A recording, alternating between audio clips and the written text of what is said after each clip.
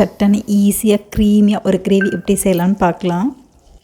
ஒரு கடாய் வச்சுட்டு அதில் வந்து பட்டர், கொஞ்சம் எண்ணெய் சேர்த்துக்கோங்க. சீரகம், பட்டை, கிராம்பு தாளித்து விட்டுட்டு 2 வெங்காயம் வந்து கட் பண்ணி வச்சுருக்கேன். அதை சேர்த்து அதை நல்லா பொன்னிறமாக வதக்கிட்டு இஞ்சி பூண்டு பேஸ்ட் வந்து 1/2 ஸ்பூன் சேர்த்துருக்கேன். 2 தக்காளி இங்கே எடுத்து வச்சுருக்கேன்.